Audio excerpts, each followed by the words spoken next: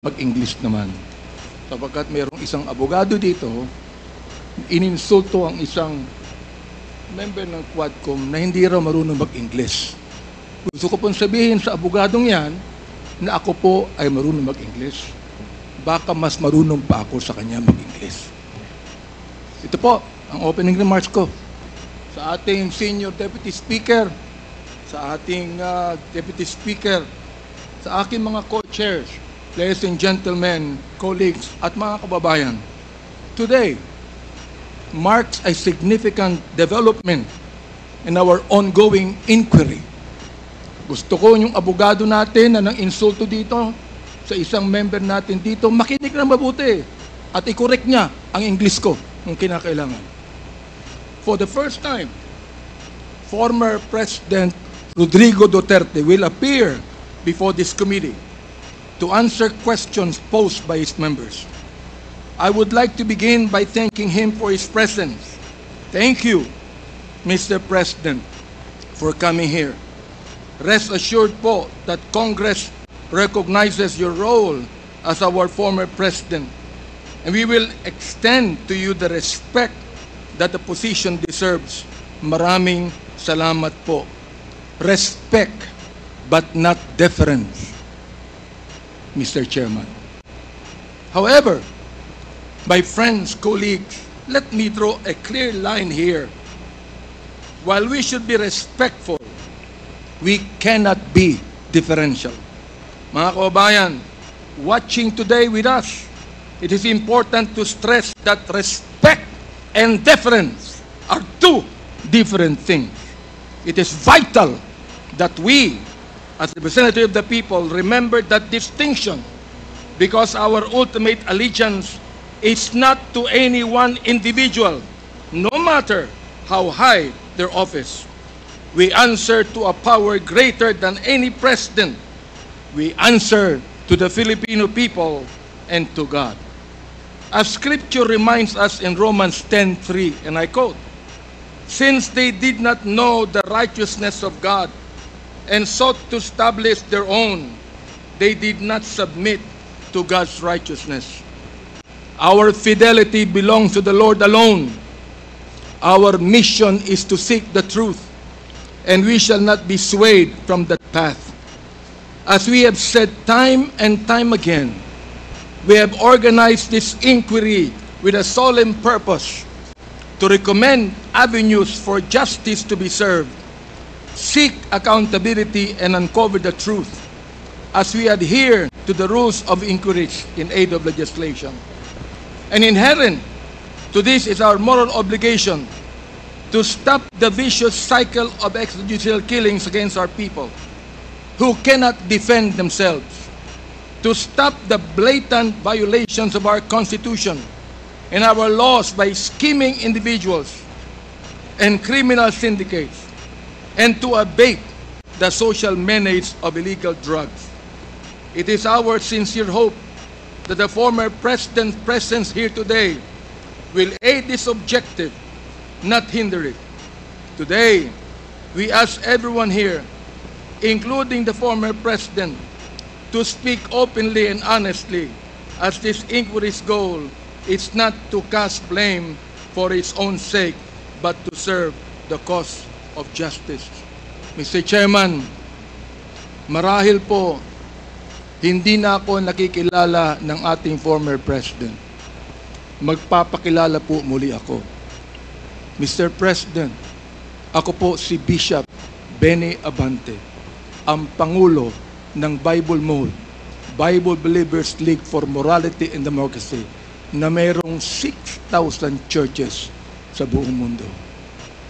Kung naalala niyo, Mr. President, bago kayo tumakbo and you were still deciding to run, I was invited by a common friend to meet with you. And we did at the Fairmont Hotel in Makati. I hope that you would remember that. With me are two pastors, and we prayed together. I prayed for you, asking the Lord to give you the right decision to run for the presidency. I do not know you from Adam, Mr. President, but I believe in your cause. I believe in your plan. And because of this, Mr. President, I work hard to campaign for you. Many of the pastors of the Baptist community voted for you. Gusto ko pong marinig ito ng mga DDS trolls at DDS vloggers na tumitira sa amin at sinisira ang aking reputasyon. Gusto kong sabihin sa kanila, ilang boto ba ang ibinigay nyo kay former President? Ako po, Mr. President, libo-libong boto ang binigay namin sa inyo. Nagpasalamat ba kayo sa akin? Hindi. Nilapitan niyo po ba ako? Hindi. Mabuti pa, Senator Bongo, Mr. President, nagpunta sa aking simbahan at nagpasalamat sapagkat sinuportahan namin kayo at siya, Mr. President. Now, gusto kong sabihin po dito sa Quadcom na ito, ako ba'y lumapit sa inyo para humingi ng pabor? Hindi po. Ako ba'y lumapit sa inyo para magrekomenda ng justice, magrekomenda ng general, magrekomenda ng cabinet secretary?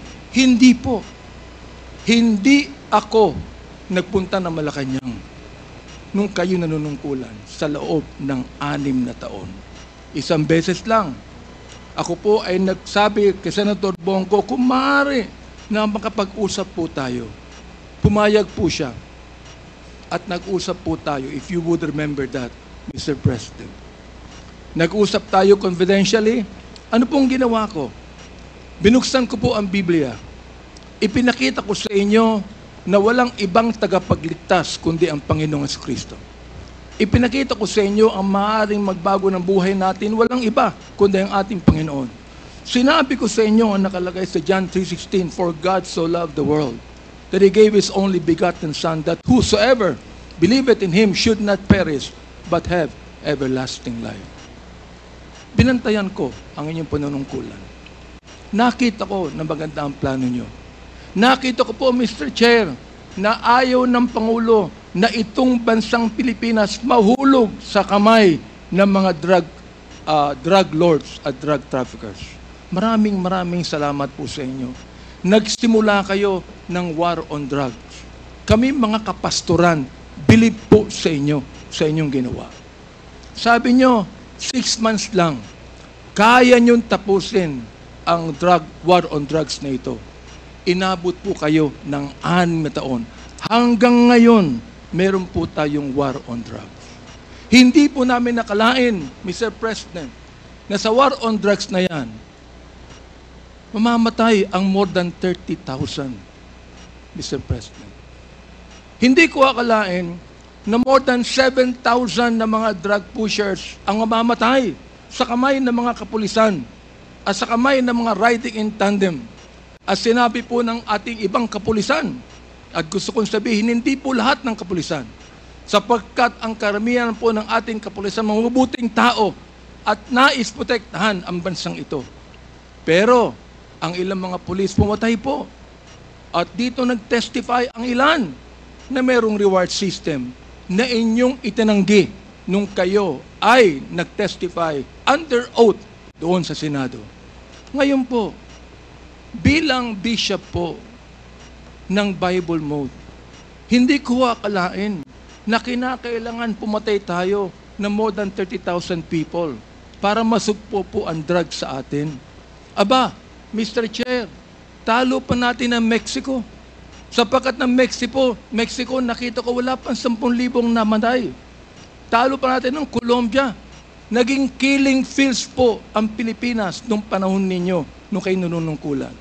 Naniniwala po kami na dapat hindi manatili ang drugs dito sa ating lipunan. Subalit, hindi po ako naniniwala na dapat tayong pumatay ng more than 30,000 people. Dahilan dito, pinatay si Kian Alejandro. Ano ang kasalanan niya? Pinatay ang isang 3-year-old na bata na nahagip ng stray bullet dahilan pumatay sa isang drug pusher. Pinatay ang 9-year-old na bata doon sa Caloocan, Mr. President, Mr. Chair. Ang kanyang bala ay nandun pa sa kanyang katawan nung siya'y nilibing. Subalit anong sabi ng funeral service? siya po'y namatay dahil sa pneumonia. Pinatay po ang isang driver ng tricycle driver sapagkat sinakay niya ang isang drug pusher. Yung drug pusher pinatay, pero yung driver ng tricycle pinatay din, Mr. President. Hindi niyo po alam to. Hindi niyo po alam to. Ngayon, meron pong isa dahil sa tokhang kumatok sa isang pintuan, hinanap ang isang taong nangangalampilo na isang drug pusher. Hindi nakita. Pinatay. Yung pinagtanungan. Yung pilo, buhay pa, Mr. President, Mr. Chair. At naglalako pa, palagay ko, ng drugs ngayon. Hindi ko po maintindihan to. Hindi ko po maunawaan kung bakit ganon. Samantalang sinuportahan kayo ng maraming pastor ng Baptist community. Ang ilang mga kapastoran po nandito at ilang mga pastor namin nanonood ngayon at pinapakinggan ang aking tinig, Mr. Chair. Ako po ay binabas araw-araw ng mga bashers ng DDS troll, ng DDS bloggers. Minumura itong taong ito. Sinisira ang aking reputasyon. Minumura po ako ng katulad ng inyong pagmumura, Mr. President. Hindi ko akalain kung bakit gagawin nila yan. Ang tanong ko, ilang boto ba ang ibinigay ng mga DDS vloggers sa inyo? Gusto kong sabihin sa inyo, I can testify on this, na libu-libong boto ang nakuha nyo sa Baptist community at hindi ako humiling ng anumang pabor sa inyo, Mr. President. In fact, kung naalala nyo, Mr. President, sinabi ko kay Senator Bongo na nais kitang imbitahan sa aming selebrasyon ng National Baptist Day, Mr. President.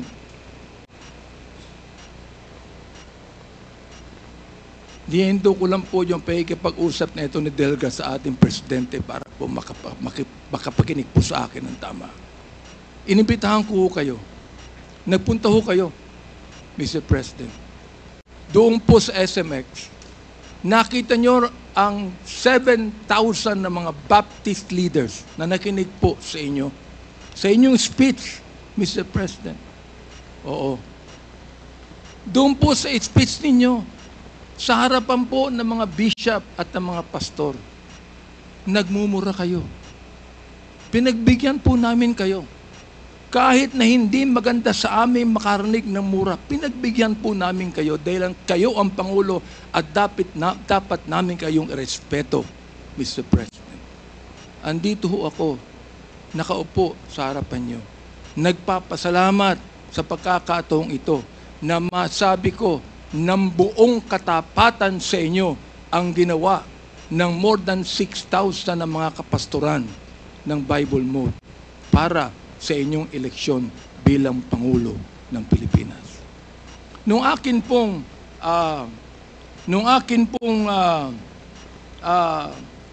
nag-file ako ng bill, Mr. President, yung pong tinatawag nating Republic Act 11897, an act declaring the second Thursday of January of every year as special working holiday to be known as National Baptist Day.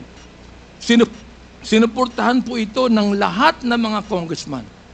Sinuportahan po ito ng lahat ng mga senador.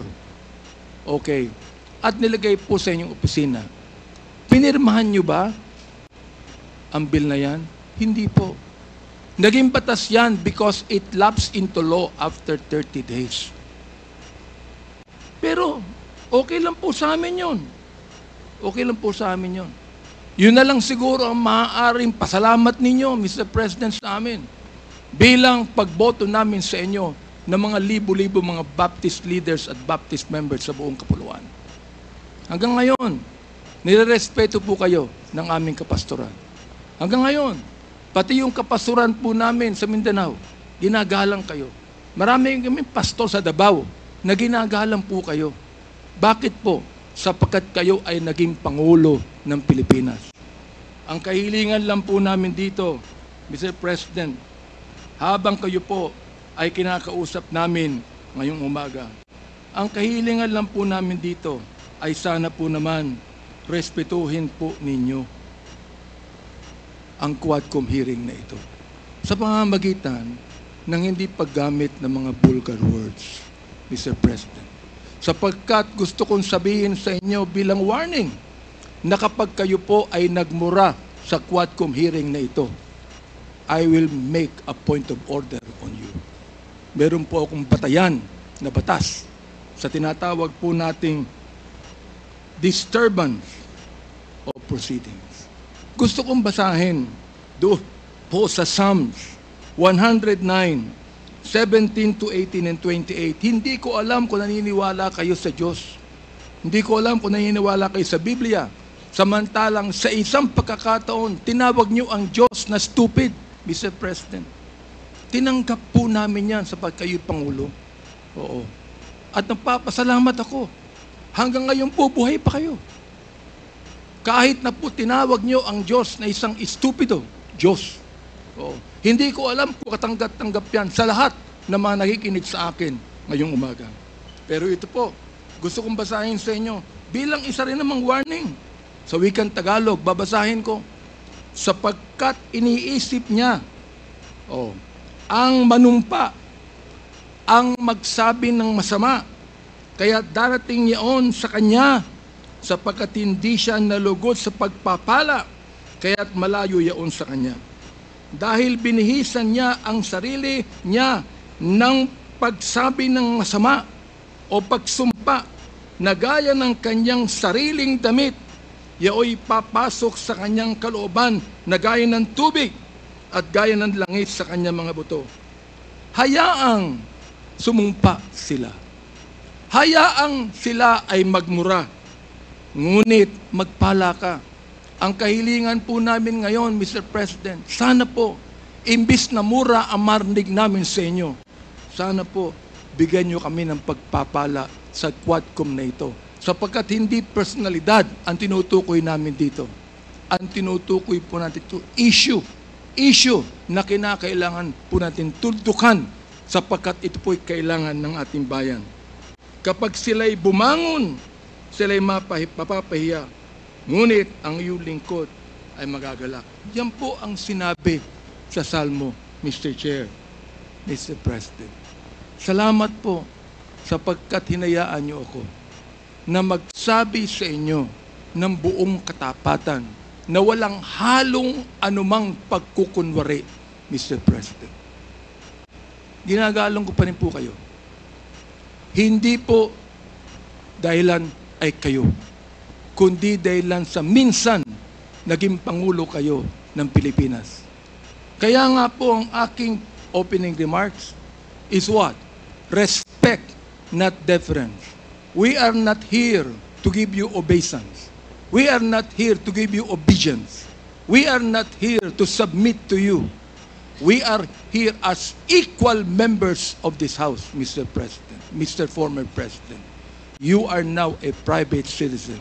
And I hope and pray that you would give us equal respect as we give you equal respect today.